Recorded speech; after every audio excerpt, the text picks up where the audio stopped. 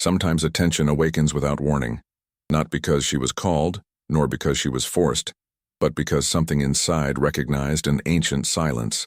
Imagine walking along a trail covered in damp leaves. The air is fresh. The light passes through the branches delicately. Nothing there tries to impress you, and yet your eyes open. Your body slows down. Your mind, for a rare moment, stops racing.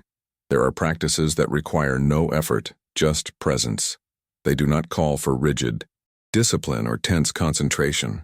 They don't demand that you do better or become someone different. They just remove the noise that covers up what you've always been aware of. True attention is not born of force. It arises when something in us aligns with the invisible rhythm of the world, like water that reflects the sky when it stops being agitated, like the lake that becomes a mirror when the wind rests. Maybe you've already felt this, in a simple moment, watching the rain fall slowly, hearing the distant sound of a bell, of a bird, of footsteps on the earth. Suddenly everything seemed more vivid, not because it changed, but because you were completely there.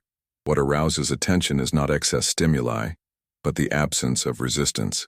When we stop pushing the world to notice us, the world begins to respond to us. There is a type of presence that attracts without wanting to, an inner state that invites looking, respect, listening. It's not built charisma. It is not a social technique. It's silent coherence between what you are inside and what appears on the outside.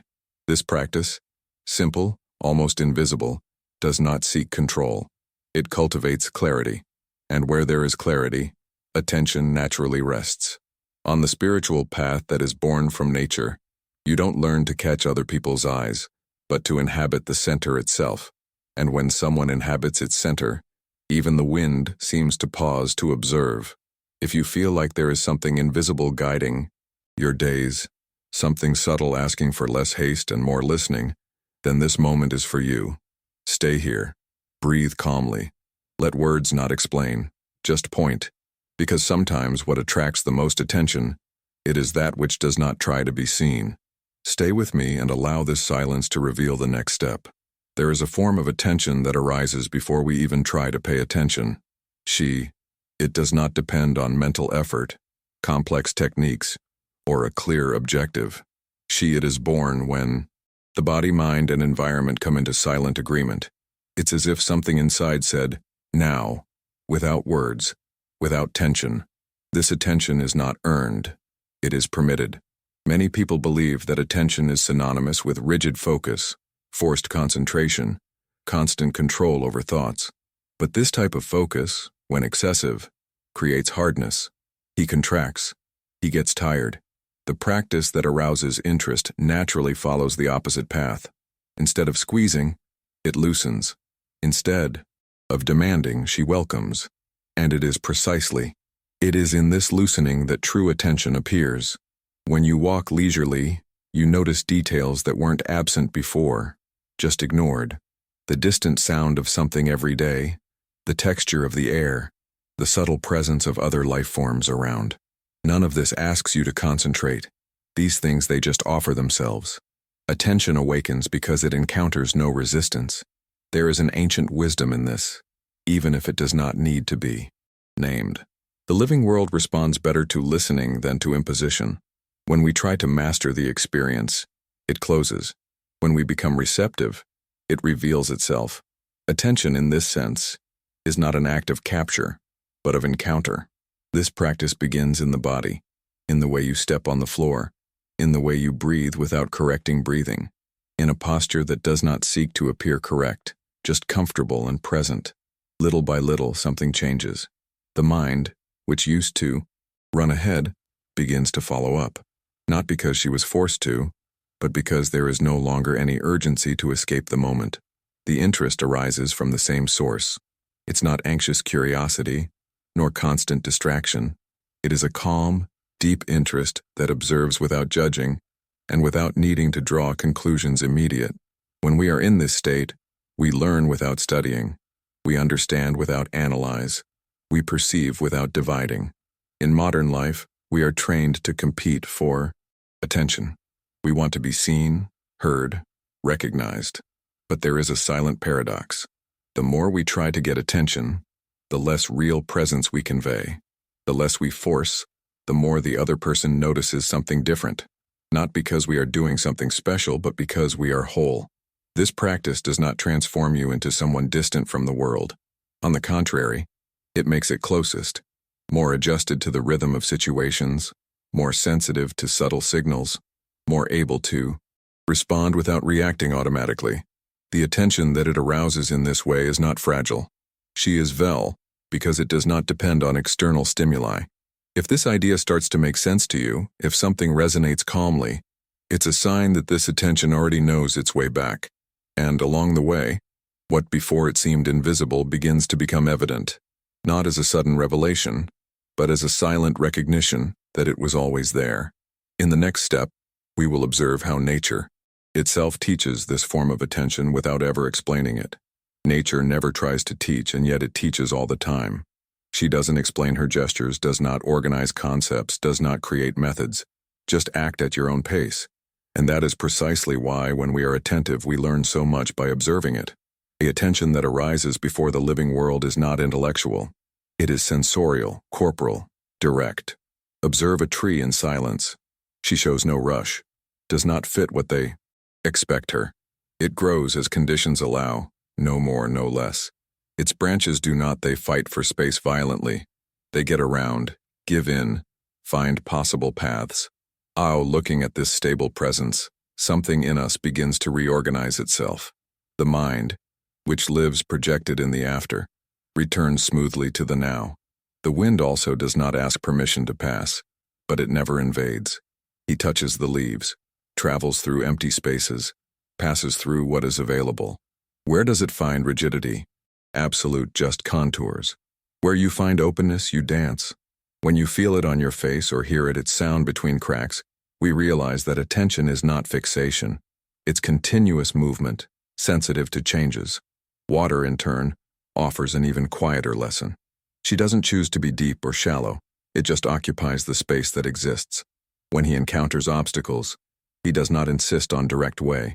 It flows, infiltrates, waits, and over time, it transforms even what it seemed immutable. When we observe a river, we cannot capture it in a single glance. He requires monitoring. It teaches attention that flows, that does not cling to a single point. This listening to the living world doesn't happen when we are distracted inside. She asks presence but not effort. Ask for availability, not vigilance. That's why so many people only notice this quality of attention at unexpected times, such as during a solitary walk, a journey, or a moment of forced pause. It wasn't the place that changed. It was the relationship with time. In our fast-paced daily lives, we lose this type of listening because we learn to just look for what is useful, for what is useful, for what responds quickly. The natural world does not. It works like this. He responds at the right time, not at the desired time. And when we try impose our rhythm on him, the connection breaks. But when we adjust our pace, something happens. Recovers almost immediately. This nature-inspired practice of mindfulness does not seek answers. She doesn't ask for what all the time. She just observes how things emerge, transform, disappear, and return in other forms. By following this movement without trying, by interrupting it, the mind learns to rest within the process itself. Little by little, this listening extends beyond the external landscape. We pass to perceive our own internal states with the same neutrality. Thoughts come, and they go like clouds. Emotions arise like changes in the weather. Nothing needs to be repressed, nothing needs to be exaggerated. Everything can be seen as you see the outside world. And it is at this point that something becomes clear. The attention he aroused towards nature never was separated from us. She was just waiting for us to be silent enough to listen to her. In the next moment, we will look at the contrast between this natural listening and the way how the modern mind has been trained to work. The modern mind has been trained to fragment. From an early age, we learn to share attention in multiple directions, responding quickly, anticipating the next stimulus even before completing the current one. This way of operating did not arise by chance. She was shaped by an environment that values speed, constant productivity and responsiveness immediate. The result is attention that is always tense, rarely present. In this state, the mind jumps from one point to another without resting on any. Even when the body is still, there is incessant internal movement. Thoughts accumulate, concerns overlap, expectations compete for space. Attention, instead to deepen, it spreads. And the more it spreads, the more fragile it becomes. This dispersion creates the feeling that we are never really where we are. During a conversation, part of the mind is already on what will be said later. During rest, the guilt for not producing. During work, thoughts rush to the future. The attention does not stay fixed because it has been conditioned to believe that stopping is wasting time. Thus, the simple act of being present starts to feel strange, almost threatening. The paradox is that this mind, always busy, misses something it cannot name. There is a tiredness that does not come from excessive physical effort, but from a lack of integration. When attention is constantly pulled away, we lose touch with the rhythm internal. We start to live reacting, rarely choosing, responding to stimuli but without listening to what happens inside. It is in this context that silent practice becomes so powerful, not because it offers more information, but because it interrupts the pattern. It does not add tasks. She removes excesses. By reducing the volume of stimuli, the mind begins to realize how much it was overloaded. And this perception in itself is already a return to attention. When we stop demanding performance from our own presence, something reorganizes itself. The attention, it stops being a tool and becomes a state again. It's no longer something we use for achieving goals, but something we inhabit. And upon inhabiting this state, we realize that many impulses that seemed urgent were just automatic reflexes. Modern life encourages constant comparison. We observe others, we measure our own value, we adjust our image. This consumes attention in a silent, continuous way. A return to center practice interrupts this cycle. It does not eliminate the external world, but redefines the relationship with him. Attention no longer needs to be fought for. She stabilizes when it finds internal coherence. If, upon hearing these words, you feel a calm recognition without anxiety, this indicates that your attention has already begun to reorganize. It's not a conscious effort. It's a natural response to the space created. When something inside relaxes, interest returns, no as excitement, but as clarity. If this idea resonates with you, it is a sign that something inside has already awakened. Don't rush this process. The attention that comes from silence grows better when it is not observed closely too much. Just remain present, allowing the dispersion to slowly dissolve. In the next step, we will observe how this return is not only mental, but also a process of inner purification, a fine adjustment between what we feel, think, and we live, without rupture, without imposition. When attention begins to stabilize, a feeling of cleansing naturally arises.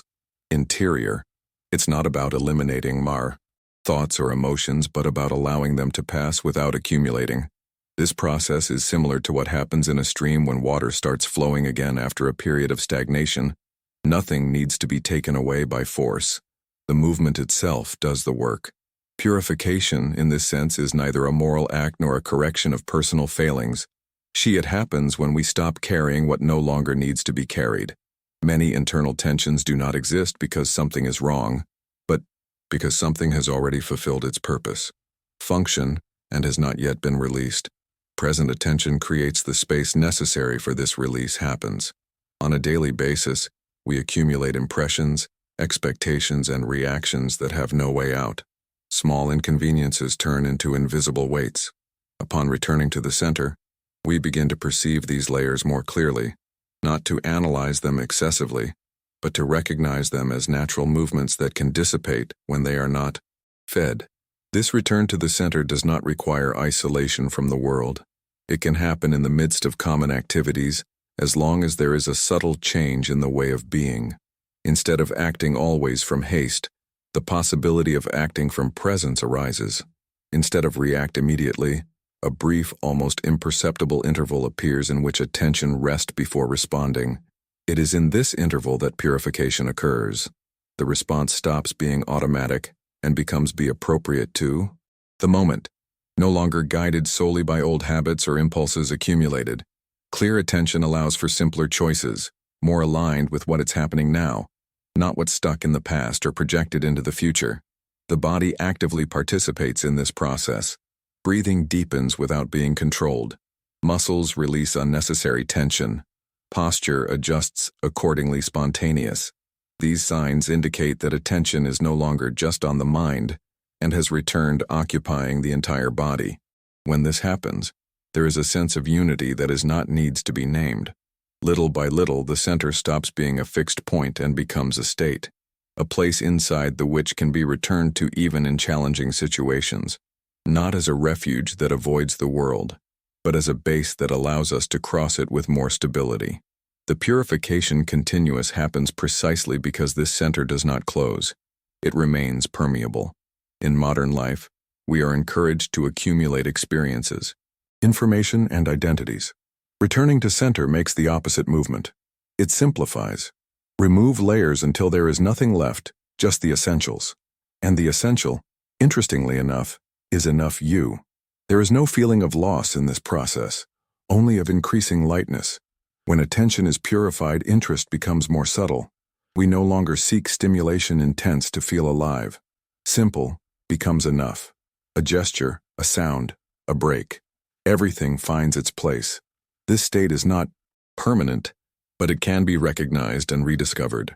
In the next step, we will observe how this inner purification naturally expands for the relationship with the world, creating a silent harmony between the human and that which it is not seen, but it is continually felt. When returning to the center becomes familiar, something changes in the way we relate with the world. External situations no longer seem like forces that push us from one direction to another, side to the other. They come to be perceived as movements with which we can harmonize us. This harmony is not passivity or indifference. It's a way of silent participation in the flow of life. Humans tend to believe that they are separate from what they cannot see, act as if the world it was a fixed scenario and he was an isolated agent trying to impose himself. But by stabilizing the pay attention, this separation begins to dissolve. We realize that our actions, thoughts, and emotions are part of a larger field, in constant interaction. Nothing happens in isolation. Everything responds to something.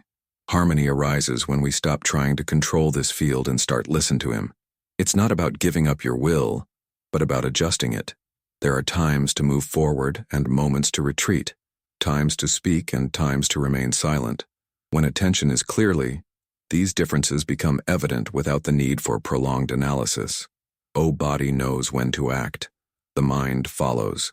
The invisible does not appear as something distant or too mysterious.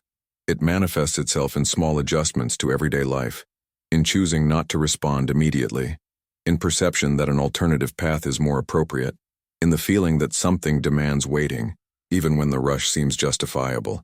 This perception does not come from belief, but from refined sensitivity.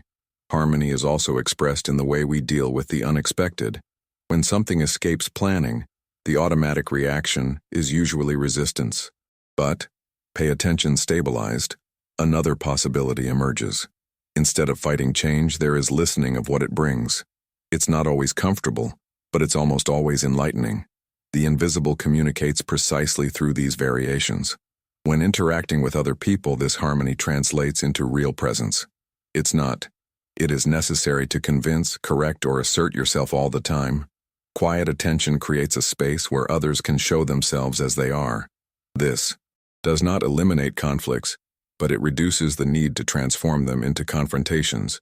Many tensions dissolve when they are fueled by immediate reaction. Living in harmony with the invisible does not mean living without challenges. Means to cross them with less internal friction.